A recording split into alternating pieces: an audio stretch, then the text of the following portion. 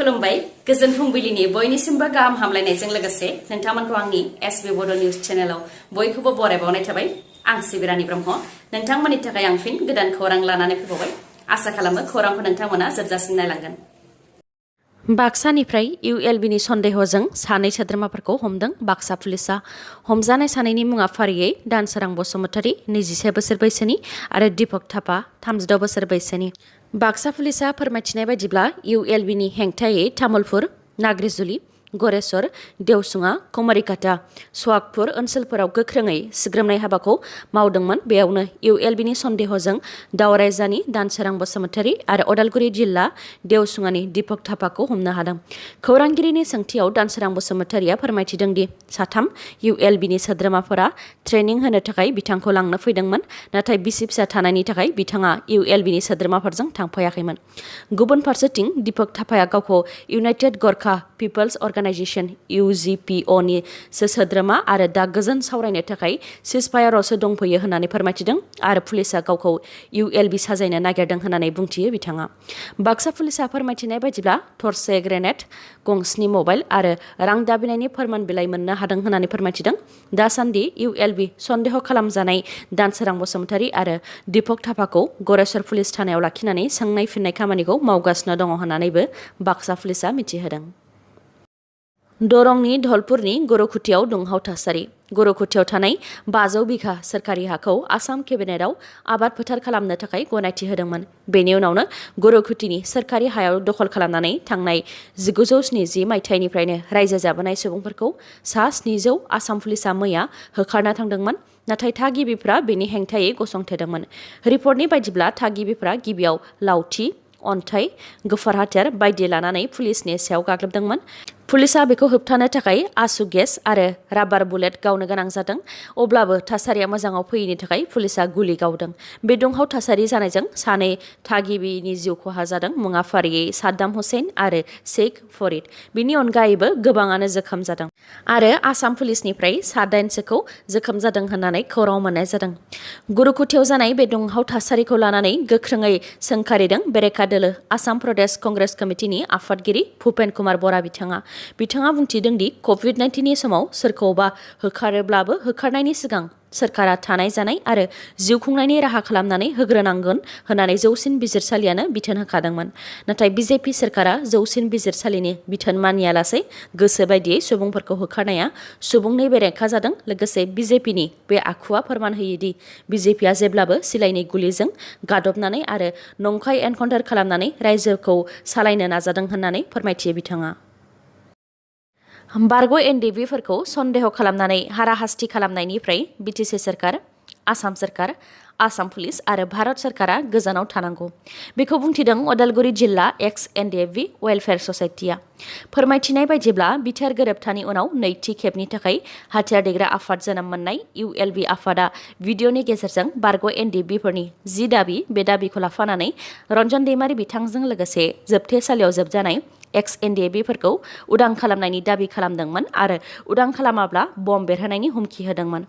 बारग' NDBफोरनि दाबिखौ लाफानानै भिडिअ बानायनायनि थाखायनो दिनै आसाम पुलिसा बारग' NDBनि सायाव सन्देह खालामनानै न' नागिरहैदों आरो बायदि बायदि हाराहास्ति खालामहैदों, जायखौ लानानै खौरांगिरि मेलनि गेजेरजों दुखु फोरमायथिदों अदालगुरि जिल्ला ex-NDFB वेलफेयार ससाइटिया।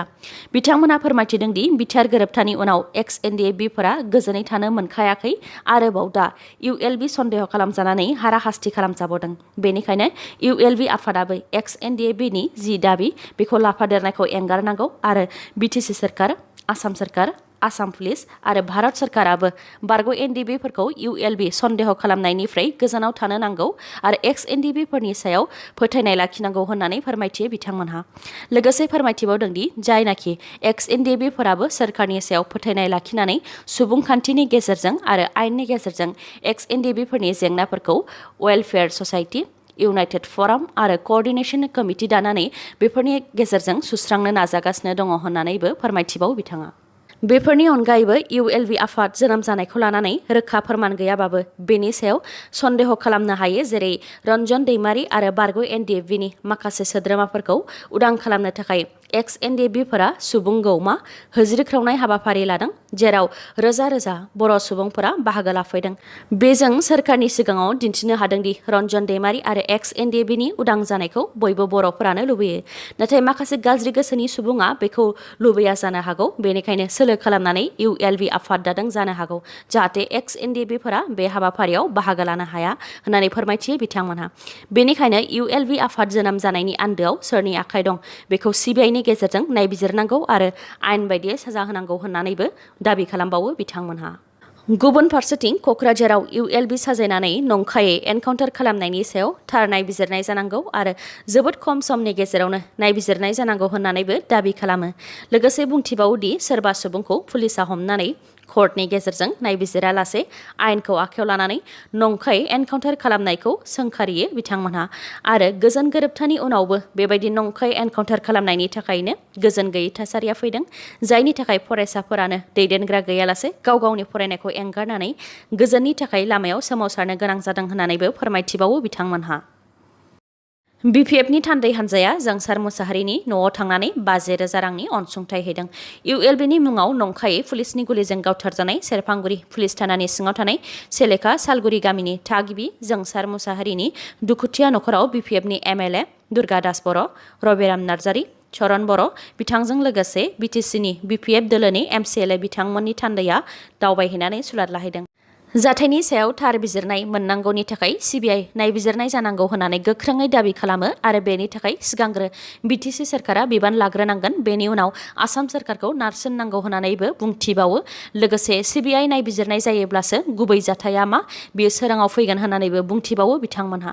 खौरांगिरिनि सिगाङाव MLA रबिराम नार्जारि बिथाङा बुंथियोदि नखरनि सुबुंफोर आरो गामिनि रायजो राजाफोरजों सावरायलायनायनि उनाव बेखौनो मिथिनो मोन्दों सानैहाबो जेबो दाय गैयामोन। सानसे हरसे जोबथेसालियाव जोबनानै दोननायनि उनाव फाव फान्दायनानै हाग्रायाव गावथारहैनाय जि सल' बियो गनायजाथाव नङा। गोथां गोथिं दाउ अमा सैमा बायदि एनकाउन्टार खालामनायखौ सहायनो हानाय नङा। इनायै गाज्रि गोसो लानानै बर'फोरखौ गावथारनायनि हेंथायै गासै बर'नि आफाद दैदेनगिरिफोर ज' गसंनांगोन आरो BPF दोलोआबो गसंगोन होननानै बुंथियो बिथाङा। BTC सोरखाराबो गावनि बिबाननिफ्राय एरायनानै थाबाय थाबा जानाय नङा होननानैबो बुंथियो बिथाङा। लोगोसे बारग' NDFBफोरनो गोरोबथानि उनावबो दिनैसिमबो मोजाङै रिहेबिलिटेसन होआखै, केस बोखाराखै, थांना थानायनि राहा खालामनानै होआखै, जायनि थाखाय बिथांमोनहा नखर बिसि फिसाखौ बेंनो थाखाय जाय जेरै हागौ एरै फालांगि खालामनानै जानो गोनां जादों आरो संसार जानायाव गोबां जेंनाजों जुजिनो गोनां जादों होननानैबो फोरमायथिबावो बिथाङा।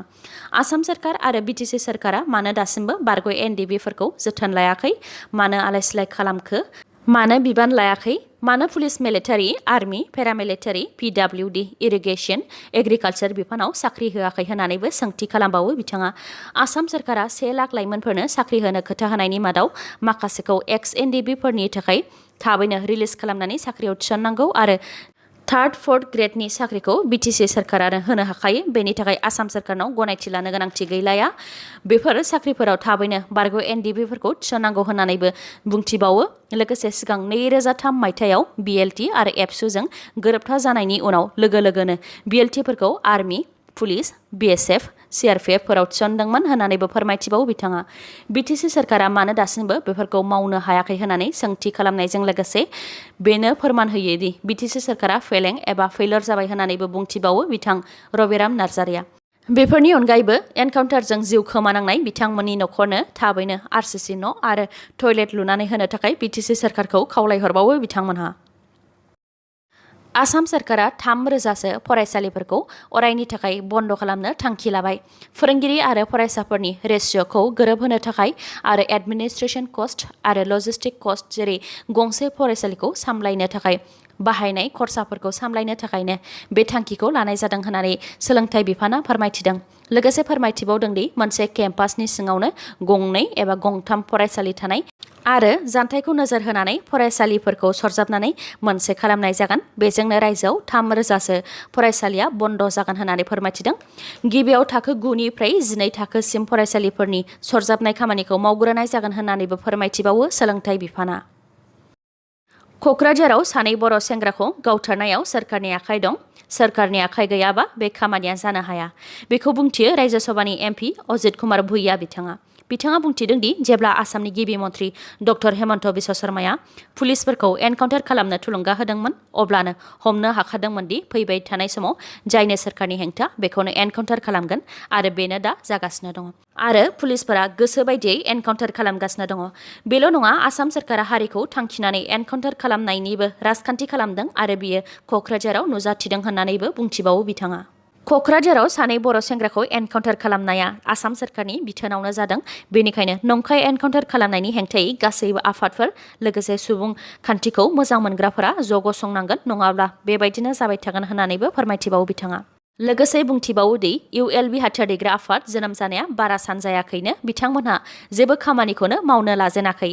बेयाव जायखौनो बेखौनो ULB साजायनानै आयेननि गेजेरजों नायबिजिरालासे नंखायै एनकाउन्टार खालामनाया सोंखारि जाथाव होननानैबो बुंथिबावो बिथाङा। बेनि अनगायैबो नंखायै एनकाउन्टार खालामनायनि सायाव जुडिसियेल इनकुवेरि एबा आयेननि गेजेरजों थांनानैसो नायबिजिरनाया जानो नांगोन। मानोना सोरखारि इनकुवेरिया जेबो ओंथि गैया आरो सोरखारि इनकुवेरिया जेबो खालामनाय नंखाया। मानोना बे नंखाय एनकाउन्टारा सोरखारनि गेजेरजोंनो जादों होननानैबो फोरमायथिबावो बिथां एमपि अजित कुमार भुइयाया। जोंसार मुसाहारि आरो जनक कुमार ब्रह्मखौ ULB साजायनानै नंखायै एनकाउन्टार खालामनायनि उनाव मोनसे सावगारिया रोखा जादों दि बर' फिसाफोरा खौसे दङ। नंखायै एनकाउन्टार खालामनायखौ लानानै राजखान्थिगिरिफोरा राजखान्थि खालामदों। माखासे आफादफोरा गावजों गाव सोंखारिलायदों। नाथाय रायजो राजाफोरा जोंसार मुसाहारि आरो जनक कुमार ब्रह्म बिथांमोननो थार बिजिरनाय होनो थाखाय खौसेयै ओंखारबोदों आरो बेनि थाखाय सानफ्रोमबो सोमावसारनाय हाबाफारि लादों। मैया बाक्सा जिल्लानि बर' फरायसाफोराबो थार बिजिरनाय नागिरनानै सोमावसारनाय हाबाफारि लादों। बड'लेण्ड मुलुगसोलोंसालिमायावबो जनक कुमार ब्रह्म आरो जोंसार मुसाहारिनि मुङाव आर'ज गाबनानै आलारि बाथि सावदों आरो थार बिजिरनाय नांगौ होननानै दाबि खालामदों। लोगोसे उदालगुरि जिल्ला BCAA आफादाबो पुलिसनि नंखाय एनकाउन्टार खालामजानायनि सायाव दुखु फोरमायनानै आलारि बाथि सावनाय हाबाफारि लादों। जोंसार मुसाहारि आरो जनक कुमार ब्रह्म बिथांमोननि थाखाय थार बिजिरनाय आरो दायनिगिरिखौ आयेन बायदियै साजा होनायनि दाबि खालामनायनि अनगायैबो गोबां फावगिरिफोरजों लोगोसे माखासे इउटुबार जेरै गेमस्रि दैमारि आरो बि-बयसनि हान्जायाबो इनायै गावथारजानाय बिथांमोननि न'खराव थांनानै मदद हैनायखौ नुनो मोन्दों। रायजोआव मोनद' बियाबाव उफ्रा बिधानसभा बिसायख'थि जाफिननो गोनां। मोनद' बियाबनि मादाव मोनब्रैयाव BJP दोलोआ गेलेगोना रोखा जाबाय। मोनसे बियाबाव UPPL दोलोआ गेलेगोना रोखा जाबाय। मोनब्रै BJPनि बियाबफोरा जाहैबाय मरियनि, माजुलि, थौरा, भबानिपुर। तामुलपुर बिधानसभा बियाबाव UPPLनिफ्राय बिजाथि फसंगोना रोखा जाबाय। नाथाय गसाइगावआव दासिमबो UPPL ना BJP गेलेगोन बेयो रोखा जाथ'वाखै। सावरायलायनाया जागासिनो दङ होननानै मिथिनो मोननाय जादों। जानो गोनां उफ्रा बिसायख'थिनि थाखाय अफिसियेलि बिजाथिफोरनि मुंखौ फोसावनानै होआखैबाबो माखासे मावथिफोरानो बिजाथि महरै गसंगोनखौ रोखा बायदि बुंनो हायो। जेरै मरियनि बियाबाव रुपज्योति खुर्मि, थौरा बियाबाव सुशान्त बरग'हाइ, भबानिपुर बियाबाव फणिधर तालुकदार। मख'नो गोनांदि मरियनि बियाबनि कंग्रेसनि MLA रुपज्योति खुर्मिया कंग्रेस दोलोजों लोगोसे MLAनि बिबान एंगारनानै BJP दोलोआव हाबहैदोंमोन। बिथाङानो फिन BJPनि जानानै बिसायख'थिखौ गेलेफिनगोन। माजुलि बियाबाव सर्बानन्द सन'वाल बिथाङा MLA महरै देरहासारदोंमोन, नाथाय बिथाङा मिरुनि मन्थ्रि जाहैबाय। बेनिखायनो बे बियाबावबो बिसायख'थि जाफिनगोन। थौरा बियाबाव सुशान्त बरग'हाइ बिथाङा कंग्रेसनि MLA महरै देरहासारदोंमोन, नाथाय बिथाङाबो बिबान एंगारनानै BJP दोलोआव आखाइ हमहैदोंमोन। दा बिथाङानो BJPनिफ्राय MLAनि बिसायख'थिखौ गेलेफिनगोन। आरो भबानिपुर बियाबनि फणिधर तालुकदार बिथाङा AIUDFनि MLA मोन। बिथाङाबो दोलोजों लोगोसे बिबान एंगारनानै BJP दोलोआव हाबहैदोंमोन। दा बिथाङाबो BJPनिफ्राय बिधानसभानि बिसायख'थिखौ गेलेफिनगोन। गुबुन फारसेथिं तामुलपुराव UPPLनि लेहराम बर' बिथाङा COVID-19नि थाखाय जिउ खोमानो गोनां जादोंमोन आरो गसाइगावआव BPFनिफ्राय माजेन्द्र नार्जारि बिथाङाबो COVID-19 पजिटिभ जाखांनायनि उनाव देहायाव माखासे जेंना नुजाथिनायनि थाखाय जिउ खोमानो गोनां जादोंमोन। दिनैनि खौराङा एसेनोसै। खौरांखौ जोबजासिम नायनायनि थाखाय गोजोन्थों। नोंथाङा आंनि चेनेलाव गोदानबा सानफ्रामबो फुंनि समाव खौरां मोननो थाखाय चेनेलखौ साबस्क्राइब खालाम आरो बेल आइकनखौबो क्लिक खालाम। लोगोसे खौरांखौ मोजां मोनदोंबा लाइक, कमेन्ट आरो शेयार खालामनो दाबाव। गोजोन्थों।